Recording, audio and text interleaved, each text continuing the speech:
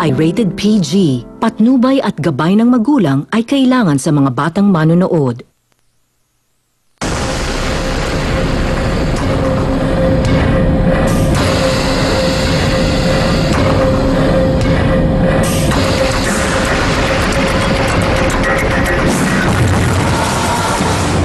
Magandang hapon mga kapatid. Ito ang inyong Tol Erwin. Sabi ng PNP sa bawat 10 pulis, 4 ang walang baril. Huy! Kaya sila nagsubasta para armasan lahat ng pulis. Dito po sa T3, katuwiran ng aming bala sa pinapaputok naming katiwaliang dapat ibulgar. Ako naman po si Tol Rafi, ang mga kriminal. Marapido sa asunto, ang mga tiwali, raratatin ng kahiyan. Ako naman si Tol Ben. Dito kasado palaging pinto ng serbisyo publiko at loaded kami ng sumasabog na balitaan, kaya bakbakan na! Sa ulo ng bakbakan ngayong gabi, menor de edad, nagulpi dahil sa chismis. Namakaawa na po ako, ayaw pa nila ako tigilan. Tapos binuhat po nila ako sa sapa, nagtutusok ng patpat. Ano pa pinagagawa? Binabato po ako ng bato. Taxi driver wanted, modus nila at ng kanyang misis na bisto ng kanilang biktima.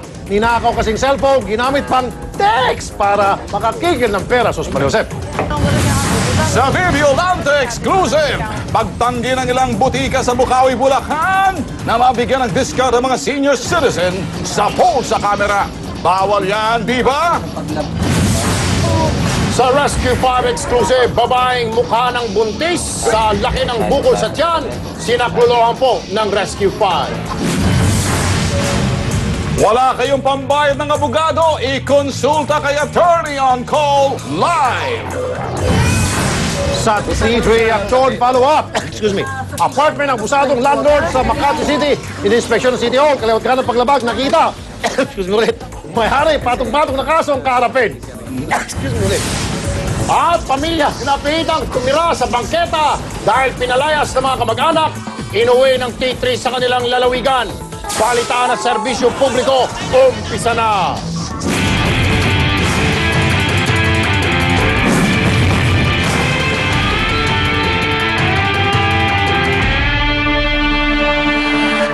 Dahil wala silang nagsasan mga oras kung may snow.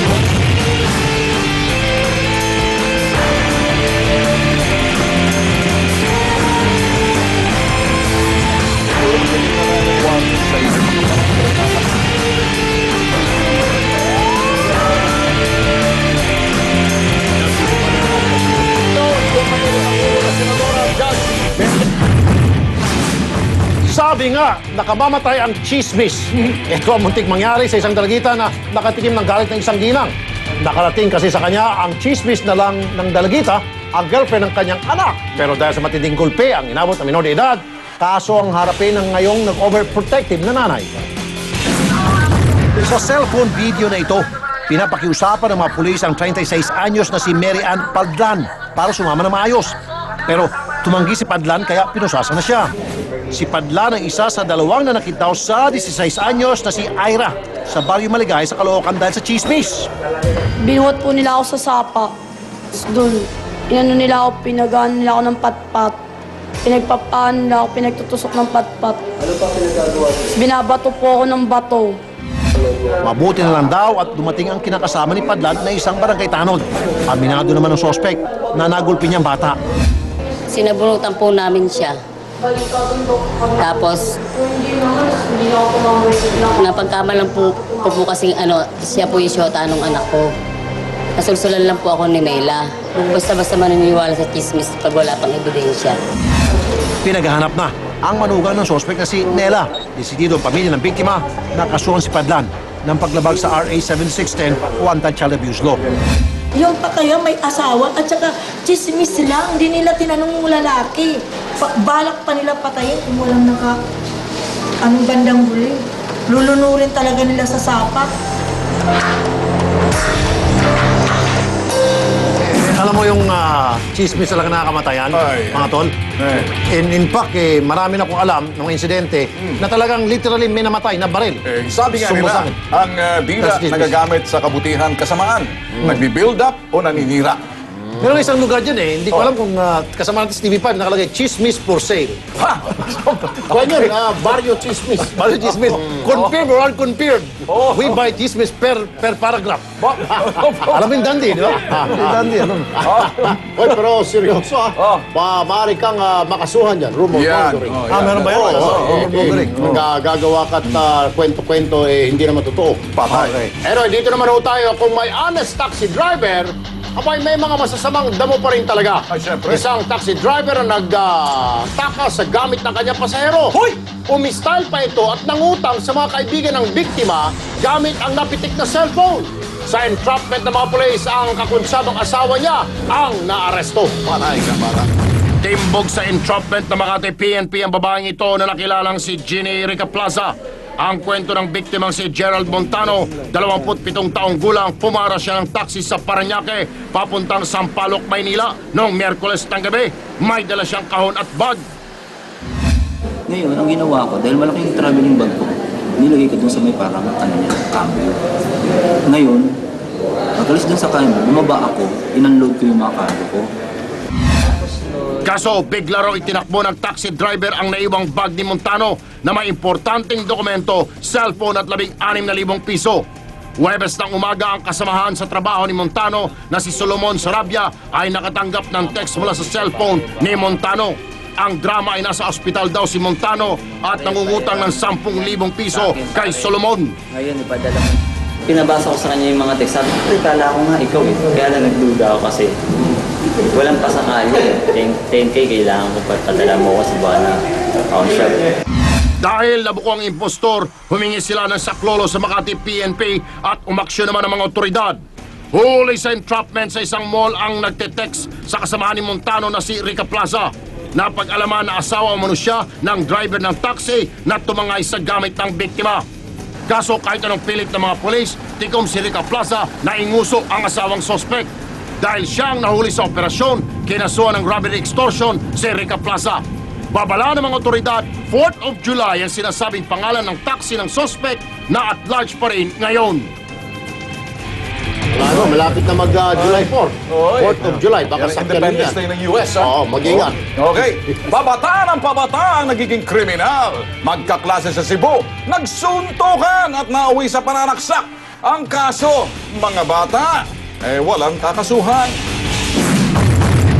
Nagkalat pa sa loob ng eskwelahan ang mga nabasag na paso nang mag-away magkaklaseng sina John at Edmond, di tunay na pangalan at pawang mga minor de edad pang estudyante ng Kabangkalan Elementary School sa Mandawi, Cebu. Ang pinagmula ng away matinding tuksuhan. Habang nagsusulat kasi si Edmond sa loob ng classroom, tinukso at hinamon daw siya ng suntukan ni John. Nang uwian na, inabangan pa raw siya sa labas ng eskwelahan. Nang kumasa si Edmond, nagpunta raw ito sa likod ng isa sa mga classroom. Nang magbakbakan, dito na nasaksak si Edmond sa tagiliran. Nasuwat ako ganina na pagkauman, iyal mo kong gihagat ko sa nain ko, di lamang ko. Pagkauman, ingin siya kay paggawas na ako paghapon. Iya kong giatingan, pagkauman. Ako may unang nangagit.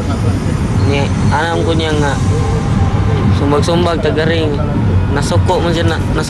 Buti na lang may teacher na umawat. Ipinakita rin dyan ang mga kalmot niya sa katawan. So, ning kanyang tuok. Iyang ko giti una ko silyo, arim ko na iko kadua. Bunalan ko ni flower base dari ah. Bunag flower base, akong gikuag-kuan. Ning cutter. Itinakbo si John sa ospital habang tumakas pa uwi ang batang nakasaksak. Bagamat ipinablatter na si Edmond, nagdesisyon ang ama ni John huwag nang sampahan ng kaso ang nakasaksak sa kanyang anak. Nagdesisyon naman ang principal ng paaralan, paghihiwalayin na lang ng section ng dalawang estudyante. Sa mahilig gumamit ng sex enhancement pills. Ano? Makinig po kayo ha. Importante ito. Ano? Pwede kayong mapuyat Ay! sa amphetamine na sangkap ng shabu. Hoy! Pwede kayong manigas sa steroids. Pwede rin kayong tuluyang mamatay. Ay! Ayoko yan. Hindi po sa sarap ha, kundi sa nakakalasong mercury. Paano yan? Paano? Kinumpiska po ng Food and Drug Administration ang ilang health products na galing sa China at naaktuhan ng News 5 ang operasyon ito ng FDA.